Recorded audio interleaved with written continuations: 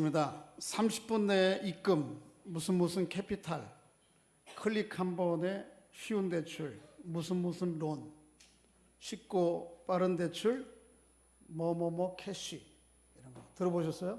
네. 인터넷이나 아니면 케이블 TV 같은데, 아니면 우리 지하철을 타보면 지하철 광고에, 또 아니면 여러분이 가장 많이 받는 핸드폰의 문자 메시지나 아니면 스팸 전화, 제일 많은 게 이걸 것입니다. 뭐 한다는 거죠? 돈 빌려 드립니다. 쉽게 전화 한 통 하면 끝납니다. 그렇게. 바쁠 때에는 그 사람들의 주제가 뭐냐면, 바쁠 때에는 택시도 타야 된다는 거예요. 돈 없어도 택시 타야 되는 거니까, 대출이 뭐 그렇게 나쁜 거 아니니까 바쁠 때는 좀 택시 타라. 그게 더 지혜롭게 사는 거다. 아니면 때로는 돈 빌리는 것도 뭐라 그래요? 이것도 자산이라고 그러죠. 그래서 빚도 때로는 자산이다. 그래서 빚 사가지고 뭐 이것저것 해놓으면 조금 더 커지면 그 빚 갚으면 되는 거니까, 이런 많은 메시지들을 우리에게 줍니다. 그런데 성경은 빚에 대해서 그렇게 얘기하고 있지 않습니다. 잠언 22장 7절 말씀에 보면 이렇게 얘기합니다. 따라해 보겠습니다. 빚진 자는 채주의 종이 되느니라. 빚진 사람은 빚 빌려준 사람이 뭐가 된다고요? 종이 된다. 채권과 채무 관계는 그렇게. 그래서 빚을 지게 되면 두 사람 사이의 관계들이 주종의 관계가 되고 고통스러운 관계가 됩니다. 할 수 있는 대로 여러분은 돈이 없으면 그냥 굶어서 차라리 내가 죽겠다 그런 각오로 가급적이면 빚을 지지 마시고, 주변에 이렇게 뭐 현혹하는 광고들 잠깐만 한 번만 이렇게 절대로 눈 돌리지 마시고 주어진 환경 가운데 견디시기를 바랍니다. 그래서 오늘 말씀의 8장 8절의 말씀에 보면 그런 말씀이 있습니다. 따라해 보겠습니다. 아무에게든지 아무 빚도 지지 말라. 할렐루야. 빚 없이 살아야 됩니다. 그런데 오늘 본문 가운데에는 아무에게도 아무 빚도 지지 말라. 그럼 물리적인 빚은 지지 말라고 하면서 예외인 경우를 하나를 얘기하고 있어요. 사랑의 빚 외에는 아무에게도 아무 빚도 지지 말라. 그러니까 사랑의 빚은 져도 괜찮다는 겁니다. 일반적인 다른 물리적인 빚을 지으면 빚 지은 사람과 빚 빌려준 사람 사이에 주종의 관계가 되고 그 관계에 고통이 오는데, 사랑의 빚을 지으면 오히려 반대로 그 관계가 더 풍성해지고 그 관계가 더 조화로워져요. 그러니까 이 사랑의 빚은 많이 질수록 좋은 거예요, 안 좋은 거예요? 안 좋은 거예요? 그냥 돈 빌려주는 거 이거 많이 지으면 안 좋은 건데, 사랑의 빚은 지으면 오히려 우리 인간관계들 더 조화롭고 풍요롭고 깊게 해준단 말이에요. 이것에 대해서 오늘 살펴보기로 합니다. 여러분, 돈 빌려주는 빚은 지지 마시고 사랑의 빚은 많이 주고 받으시기를 주의 이름으로 축복합니다. 그러면 더 우리의 관계들이 조화롭고 풍성해져요. 이것이 무엇인지에 대해서 좀 살펴보기로 합니다. 자, 저를 보십시오. 여러분과 저는, 물론 여러분과 저 중에는 나는 한 번도 빚진 적이 없어, 앞으로도 그렇게 살아갈 거야, 그렇게 되시는 분도 계시지만, 사랑의 빚을 지지 않은 사람들은 아무도 없습니다. 사랑의 빚 짓지 않고 이 자리에 온 사람은 아무도 없어요. 여쭤볼게요. 여러분이 누리고 사는 생명에 대해서 대가를 치르고 여기 앉아 계신 분 손 들어보세요. 치르셨어요? 송경다 집사님 어떻게 치르셨나? 엄마 뱃속에 나올 때? 예수님. 그것도 차원이 다른 얘기예요. 어쨌든 우리가 이 육신의 생명을 이 땅에 지니고 살아가는데, 이 생명에 대한 대가를 치르고 이 땅에 오신 분 계세요? 없습니다. 아무도 없어요. 그냥 누가 주신 거예요? 하나님께서 선물로 내 인생을 어떻게 한 거예요? 주셔서 여기 살아가게 하시는 거예요. 또 나라고 하는 생명이 누구라고 하는 통로를 통해서 오죠? 부모라고 하는 통로를 통해서 와요. 이 나의 생명의 통로가 된 이 부모의 사랑의 빚을 무엇으로 갚겠어요? 조금 있으면 어버이날 돌아오는데 어버이날 좀 티켓 하나 사다 드리고 선물 사다 드리고 밥 한 끼 매번 사다 드리면 그 대가가 될까요? 어린 반포는 피도 없는 소리예요. 그러니까 우리가 우리의 생명의 통로가 되신 부모, 뿐만 아니고요, 우리가 누리고 살아가는 모든 것들이 참 빛이에요. 다 빛. 여러분 혹시 화장품을 좋아하시면 엊그제 프랑스의 샤넬이라고 하는 프랑스 회사가 가격을 대폭 내렸어요. 그러니까 빨리 쫓아가 보세요. 오늘 예배 드리고 가서. 이 뉴스를 듣고 또 어제 샤넬 매장이 막 메어 터졌대. 오늘 뉴스 보니까 그렇다고. 근데 여러분, 샤넬 작은 병 하나에 살려면 이거 몇만 원에서 몇십만 원 합니다. 그런데 이 향수가 뭐를 이미테이션 한 거예요? 이 자연적으로 주시는 이 꽃의 향기와 아름다움을 모조한 거예요. 이걸 화학적으로 만든 거예요. 그 모조품을 가지고도 우리는 몇십만 원 지불하는데, 우리는 이 자연, 지난주에 처음 꽃이 피었어요. 우리 친구 목사님이 한번 저 지방에 남쪽에 계시는데 꽃을 전화로 찍어서 보냈더라고요. 목련이 딱 만개한 나무를. 그리고 신방 다니다 보니까 여기도 벌써 꽃이 피었더라고. 그런데 그 꽃의 아름다움의 대가를 지불해 보셨어요? 그 향기를 이미테이션, 모조품이 아닌 진짜 향기를 맡으면서도 한번 지불해 보셨어요? 없거든요. 다 그 빛이거든요. 하나님 주신. 여러분, 저녁에 피곤해서 집에 들어가서 뜨거운 물로 샤워만 하고 나면 하루의 피로가 싹 가시지 않습니까? 그 물에 대한 대가를 제대로 치러 보셨어요? 물론 소스에 몇만 원 내긴 되지만 그게 게임이 됩니까? 자, 아프리카에 돈이 없는 사람들, 물이 없는 사람들은 20km를 걸어가서 먹을 음식을 구해다 와요. 그 물도 꾸정물이야. 근데 우리는 틀기만 하면 그냥 먹어도 아무 이상이 없는 물들이, 그것도 뜨거운 물들을 마음껏 누리며 산단 말이에요. 이게 다 빚이에요. 우리가 살아가는 모든 삶의 지혜와 역사, 이게 누구예요? 우리의 믿음의 선조들이, 우리의 앞선 선조들이 다 많은 수고와 땀의 대가를 치르고 오늘 누리고 있는 거잖아요. 이 역사라고 하는 것이, 그 역사가 주는 교훈들이. 그런데 그 대가를 한번 치러보셨나요? 뭐 헤아릴 수 없어요. 그런데 다 우리는 때로 그렇게 빚지고 사는 존재라고 하는 사실을 잊고 삽니다. 그게 문제예요. 갚을 수 없는 빚을 지고 산 사람들이에요. 더더욱 우리 예수 믿는 사람들은 더더욱 말할 수 없는 빚을 진 사람들이에요. 왜요? 로마서 3장 24절 말씀에 보면 하나님의 은혜로 값없이 의롭다 함으로도 하나님의 뭐가 됐어요? 자녀가 되고 그 하나님 나라를 상속받고 하나님의 영광을 바라보며 살잖아요. 안 놀라셔? 그런데 얼마나 많은 빚을 진 거예요, 사랑의 빚을. 그런데 우리는 그걸 잊고 산단 말이에요. 이렇게 비유할 수 있어요. 이 이야기를 마태복음 18장에 보면 1만 달란트 빚진 자와 100데나리온 빚진 자, 이 이야기가 그 얘기예요. 어떤 주인에게, 임금에게 종이 하나 있는데 빚을 1만 달란트 줬어요. 이거는 얼마나 많은 큰 돈인가 하면 당시의 화폐의 최고의 단위예요. 오늘 이 시대의 최고의 단위는 뭐죠? 에? 억 다음에 뭐예요? 조도 이제 쉽게 나와요. 그 다음에 조 단위가 뭐예요? 경인데, 그 실제적으로 요즘 쓰고 있나요, 경은? 아까 일부 예배 때는 미국에서 쓰고 있다 그러는데 통용된다고? 모르겠어요. 어쨌든 당시의 최고의 화폐 단위예요. 어느 정도냐 하면 250일 동안 250년 동안 한 사람이 일해서 그 대가를 다 모아야만 되는 거예요. 그러니까 이 사람이 250년 살 수가 없잖아요. 그러니까 그 얘기는 아무리 그 빚을 1만 달란트는 갚을 수 없는, 불가능한 거예요. 성경 말씀에 보면 그 몸과 아내와 자식과 소유를 다 팔아도 못 갚는다고 그랬어요. 오로지 이 문제가 해결되는 방법은 누구예요? 주인의 죄 없다, 이제 탕감, 이제 빚 없는 거로 하자, 이 얘기. 그렇게 탕감 받아서 오로지 그 방법만이 그 빚에 대해서 해결하는 거예요. 그런데 그렇게 1만 달란트 빚진 사람이 누굽니까? 누구예요? 여러분과 저입니다. 그런데 그 사람이 그 빚에 대한 탕감을 받고 나오면서 누구를 만나요? 100데나리온 빚진, 자기에게 빚진 사람 만나요. 100데나리온은 100일 동안 일하면 갚을 수 있는 돈이에요. 3개월치 정도 월급. 그런데 이걸 갚으라는 거예요. 자기는 1만 달란트 없다. 그리고 와서 너무 감사해서 나오면서 딱 만났어요, 친구를. 그 멱살을 잡고 내놓으라는 거예요. 아니, 조금만 기다려달라고, 내가 이제 갚을 수 있다고 했는데도 안 된대. 그리고 어디로 데려가요?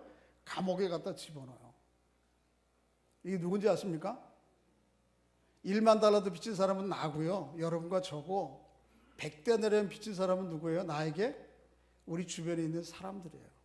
우리는 갚을 수 없는 빚을 지고 살면서도 나에게 작은 허물과 또 상처와 아픔과 빚을 진 사람들에 대해서는 이자에 이자까지, 또 짜투리 돈 있잖아요, 몇만 몇백 몇 원까지 다 받아내려고 사는 사람들, 우리가 때로는 그렇게 살 수 있단 말이에요.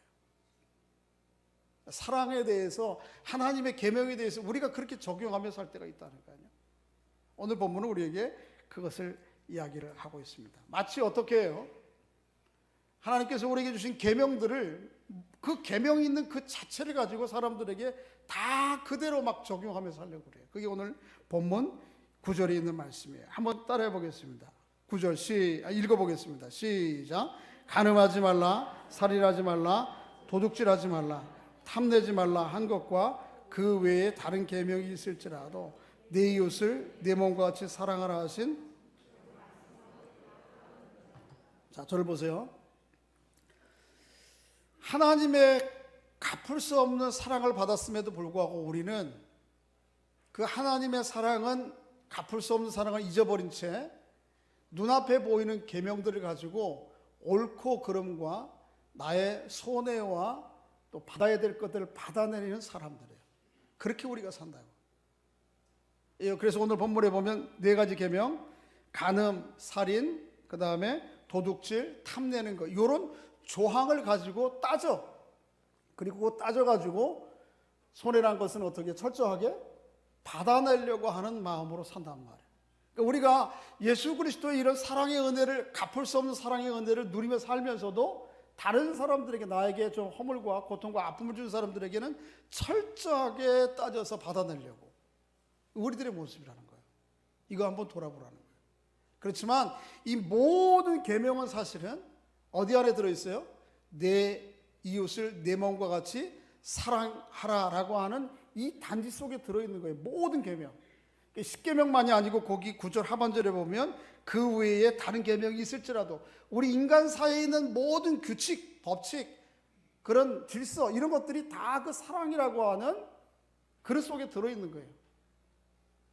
그런데 그 사랑에 담겨져 있는 계명으로서 적용을 하지 않으면 이 계명이 사람 사이를 더욱 풍성하게 해주는 것이 아니고 아주 고통스럽게 해요. 여러분, 규칙, 계명이라고 하는 건 뭐냐면 나와 너 사이 너무 한 사람이 일방적으로 침범할 수 있기 때문에 침범하지 않도록 울타리를, 최소한의 울타리를 만들어 놓은 것입니다.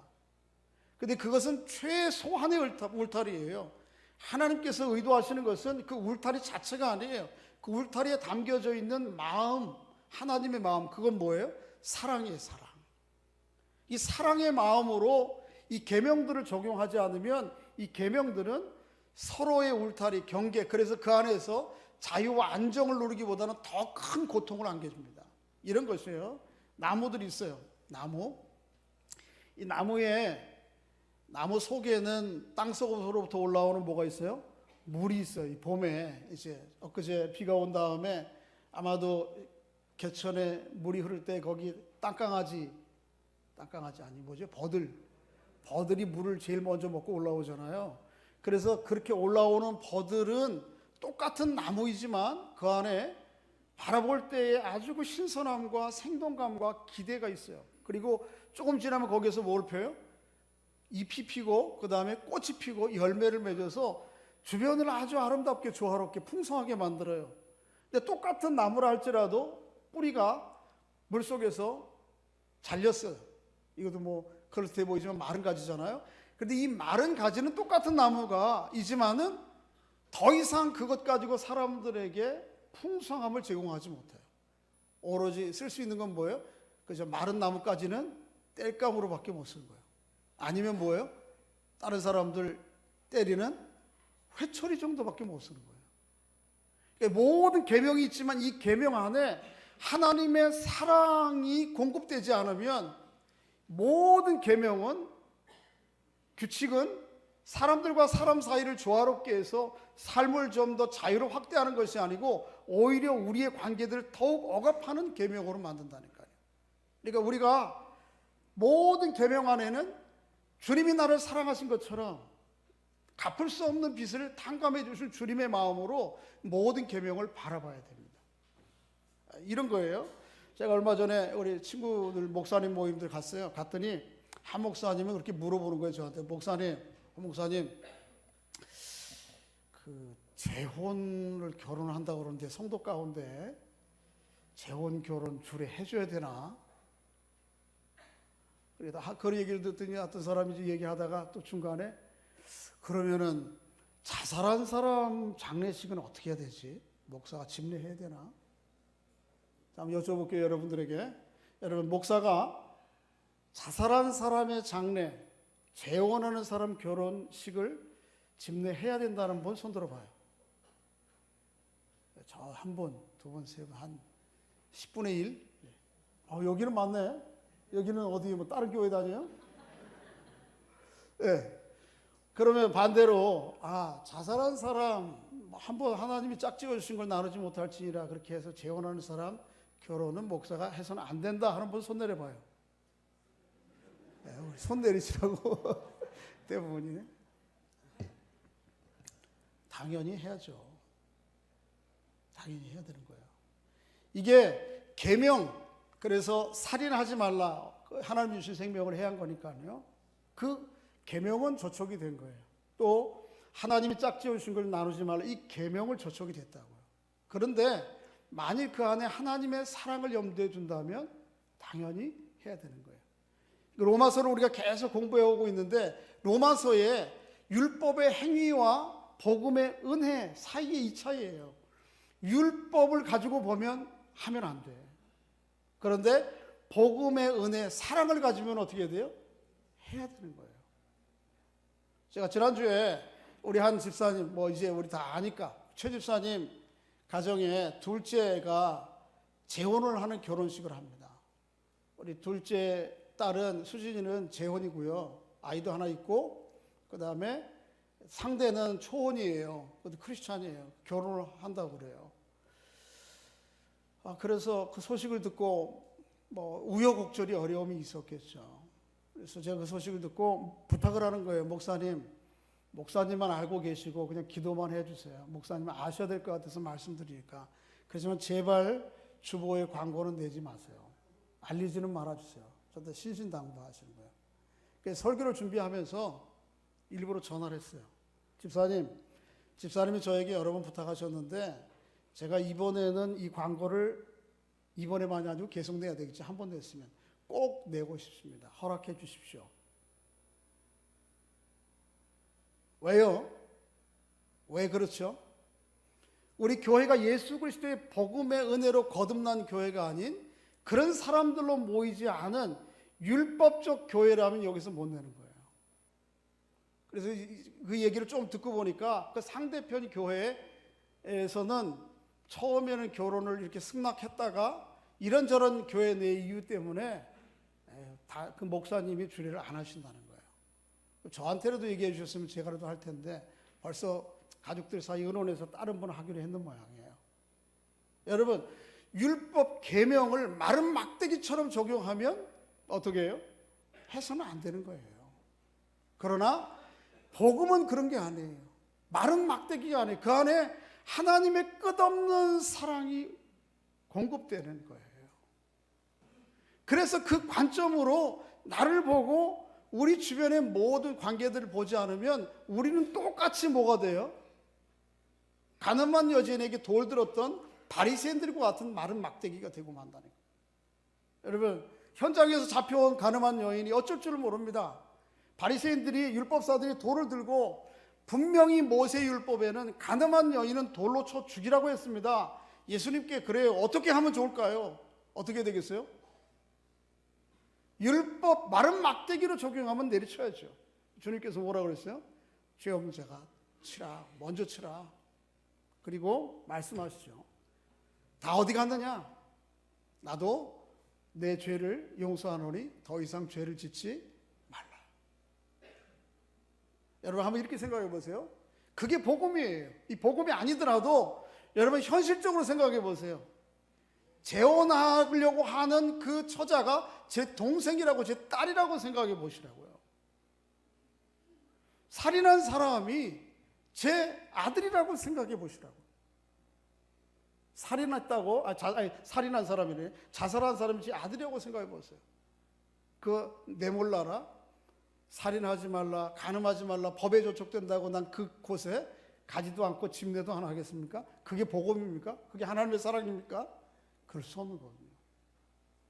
그러니까 여러분, 우리가 복음으로 거듭났다고 하면 이게 그저 뭐 신앙의 고백, 말의 동의가 아니에요.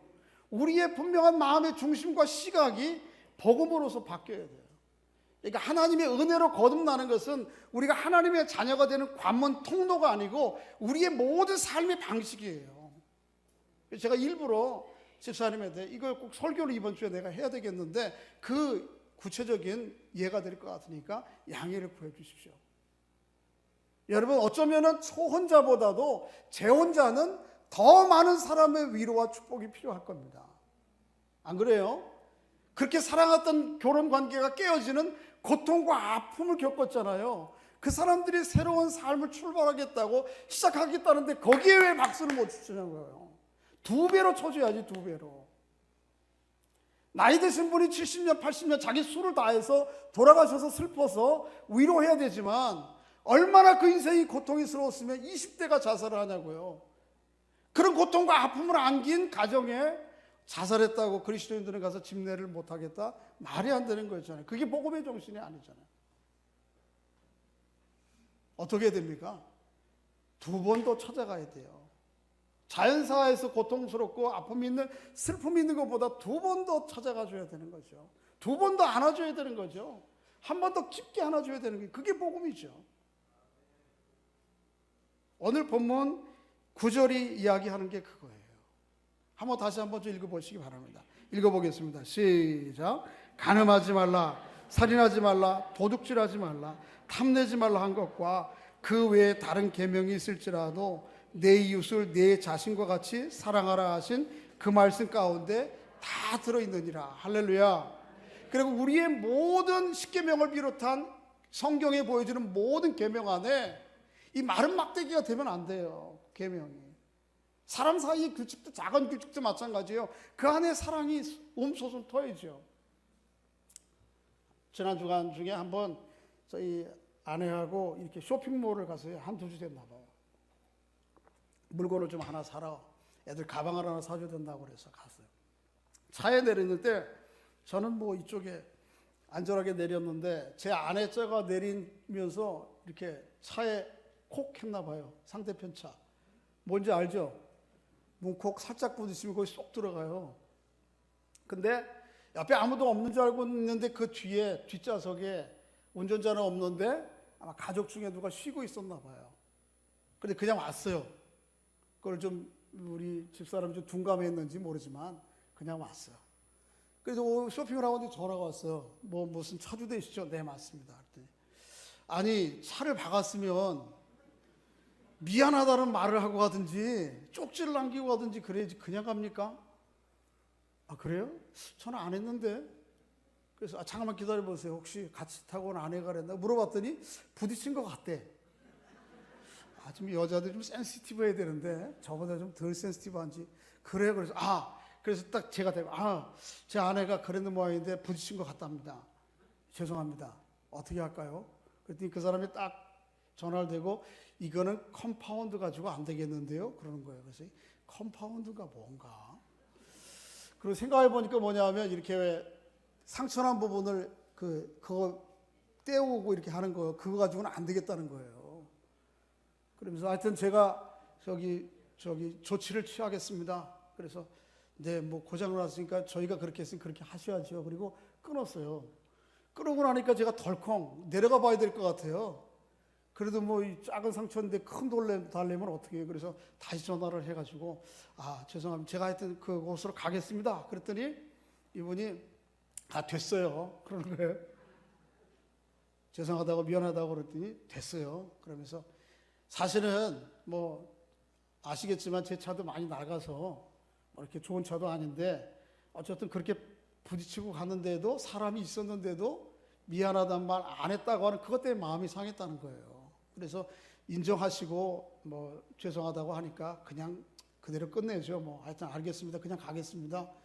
그래서 제 마음이 아주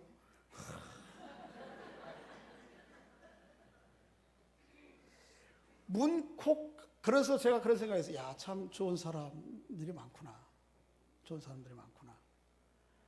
문콕한 거 가지고 잘못하면 이거 법정 투쟁하고 감정 투쟁하다가 뭐까지 하죠? 살인까지 해요. 그런데 참 좋은 사람 만났잖아요.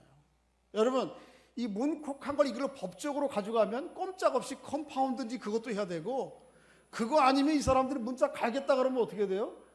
갈아야 되는 거예요, 법적으로 하면. 그런데 그분도 예수 믿는 사람인지 모르지만 그 마음 안에 사랑의 마음이 있는 거잖아요. 이 정도는 뭐 그렇게 하고 됐습니다. 그러니까 어떻게 해요? 이 법을 떠나서 계명과 규칙을 떠나서 우리의 관계들이 얼마나 더 조화로워지고 풍요로워지냐고요. 제가 그것을 경험하면서 야, 이 문콕 하나 용서받은 거 가지고 내 이렇게 기분이 좋은데 하나님의 사랑을 받았잖아요. 하나님의 사랑을. 문콕 정도가 아니고 뭐예요? 제가 전체가 이 로마서 전체를 통해서 우리가 살펴봤지만 죄 덩어리잖아요. 그래서 뻑하기만 하면 그냥 남 상처 주고 고통 주고 아픔 주고 그 뭐 인격적으로 이리저리 왜곡되고 망가지고 오염돼 있고 그런 나를 하나님의 자녀 삼아 주셨는데 이거 그 은혜 받고 살면서도 내가 다른 사람들에게는 그저 들이대는 거예요. 이 규칙에 넌 틀렸어. 저 규칙에 따르면 너는 나에게 고통을 줬어. 아픔을 줬어. 대가를 치러. 이자에 이자. 그리고 그 짜투리 금액까지 정확하게 계산해서. 애누리 안 돼. 그래 하면서 우리는 계속 철저하게 서로의 관계들을 해나간단 말이죠. 우리에게 주어진 규칙들이 다 좋고 아름다운 거지만 필요하지만 그 안에 하나님의 사랑의 생명수가 늘 넘치도록 공급하시기를 주의 이름으로 소원합니다. 그래서 마른 막대기가 되어서 다른 사람을 채찍질하고 고통스럽게 하는 도구가 아니요. 어떻게 해요?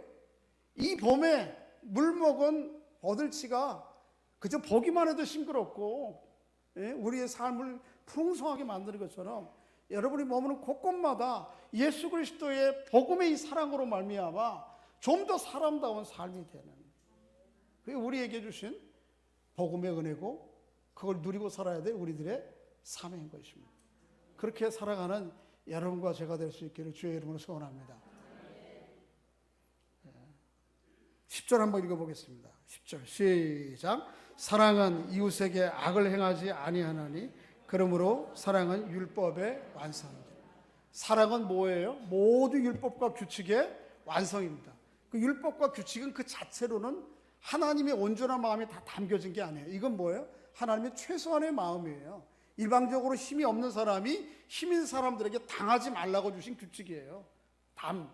하나님의 마음은 그게 아니에요. 그 안에 뭐가요? 하나님의 다할 수 없는 사랑이 그 나무들 속에 우리의 모든 규칙 속에 움직이도록 꿈틀거리도록 그게 하나님의 마음이에요. 그래서 사랑은 모든 율법의 완성이라고 그러는 거예요. 사랑으로 이 그리스도의 사랑으로 못할 것은 아무것도 없어요. 고대 수학자 가운데 보면 아르키메데스라고 하는 사람이 있어요. 그 아르키메데스가 뭐냐면 어떤 수학적 원리를 많이 그 사람이 발견했는데 대표적인 게 뭐냐면 지렛대예요. 지렛대. 여기 큰 돌이 하나 있어요.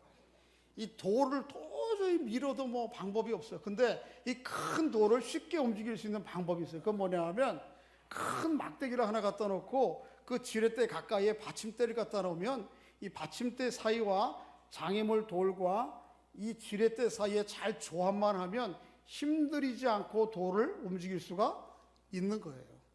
그게 아르키메데스의 지렛대 원리인데, 근데 이 아르키메데스가 좀 허풍을 쳤어요. 임금에게 가가지고 뭐라 그러냐면 저에게 이 지구보다 더 큰 평지를 주시고 지구를 좀 이렇게 기울일 만한 큰 막대기 하나 주시면 제가 지구도 움직여 보겠습니다. 허풍이 컸죠? 그럴 수 없는 건데, 네, 아르키메데스는 허풍이지만 여러분, 예수 그리스도의 갈보리의 십자가는 허풍이 아니에요. 우리 모든 사람들 사이에 있는 관계의 고통과 장애와 아픔들을 어떤 고통과 아픔이라도 예수 그리스도의 십자가에 막대면 해결할 수 있는 거예요. 우리의 모든 관계의 고통 가운데 그 예수 그리스도의 십자가를 가져와야 돼요. 그것만 해결되는 거예요. 늘 우리의 마음 가운데 그런 마음 가지고, 내가 그 사랑을 받았으니까, 그 십자가의 사랑을 받았으니까, 그 십자가의 사랑으로 말미암아 내 안에 있는 모든 고통과 짐의 문제가 하나님께서 해결해 주셨으니까 나도 우리의 모든 관계 안에서 그 십자가 가지고 오는 거예요. 그 십자가를 들이대는 거예요. 그러면 해결하지 못할 깨어지는 어떤 관계들도, 우리 안에 있는 어떤 장벽들도 다 해결할 수 있는 거예요. 사랑의 율법의 완성이라는 말이 그 말이에요. 모든 율법의 온전한 성취라는 말이기도 하고, 사랑이면, 이 그리스도의 십자가의 사랑이면 우리 안에 있는 인간 사이에 있는 모든 관계의 고통들을 움직일 수 있다는 말이에요. 해결할 수 있다는 말이에요. 한번 예를 한번 볼까요? 에베소서 한번 2장을 보세요. 이거만 찾고 마치겠습니다. 에베소서 2장 13절.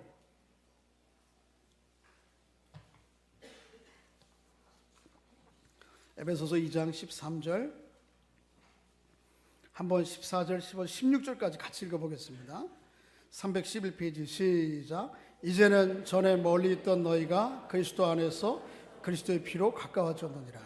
그는 우리의 화평이신지라 둘로 하나를 만드사 원수된 것 곧 중간에 막힌 담을 자기 육체로 하시고 법조문으로 된 계명의 율법을 폐하셨으니 이는 이 둘로 자기 안에서 한 세 사람을 지어 화평하게 하시고 또 십자가로 이 둘을 한 몸으로 하나님과 화목하게 하려 하심이라. 할렐루야. 이방인과 유대인 사이에 막혔던 담이 얼마나 높은지, 그들 사이에 놓였던 돌이 얼마나 큰지 어느 누구도 이거 건드리지 못해. 해결이 안 돼. 누가 하셨어요? 예수 그리스도께서. 무엇으로? 자기의 몸으로. 어디에 달린 몸으로요? 십자가에 달린 몸으로 이 둘 사이에 있는 벽을 허무시고 돌을 걷어내시고 둘을 하나 만들으시는 거예요. 유대인과 이방인 사이에 있던 돌도 허무셨는데 우리 한민족 된 우리끼리, 우리 안에 있는 어떤 장애와 고통의 돌은 못 끌어내시겠어요. 그 예수 그리스도의 십자가를 내가 그 사랑으로 말미암아 하나님의 자녀 되었는데 그 사랑을 모든 관계 가운데 적용하며 살아가는 은혜가 있기를 주의 이름으로 소원합니다. 우리 교회는 율법이 움직이는 교회가 아니에요. 율법이 움직이는 교회는 어떤 경향이 있는가 하면 자기의 실수와 연약함을 드러내지 않습니다. 혹시 내 약점과 실수가, 약함이 드러나면 어떨까? 그걸 계속 포장합니다. 연기합니다. 그런데 사람 안에는 이 고통과 아픔과 실수가 없는 사람이 아무도 없어요. 단지 뭐 할 뿐이에요? 포장하고 연기할 뿐이에요. 그렇게 계속하게 되면 그게 뭐예요? 외식하는 교회가 되는 거예요. 정말 복음으로 거듭난 교회, 건강한 교회는 자기의 연약함 내놓기를 스스럼없이 하고 그 공동체는 그 드러난 연약함과 부족함들을 끌어안기를 마다하지 않는, 마다하는 정도가 아니고요, 그 고통과 아픔들을 끌어안기를 아주 기뻐하고 즐겨하는. 그래서 우리 사이에 우리의 관계들이 이 예수 그리스도의 사랑으로 말미암아 우리의 관계들이 더욱 풍성해지는, 이게 교회예요. 이게 교회.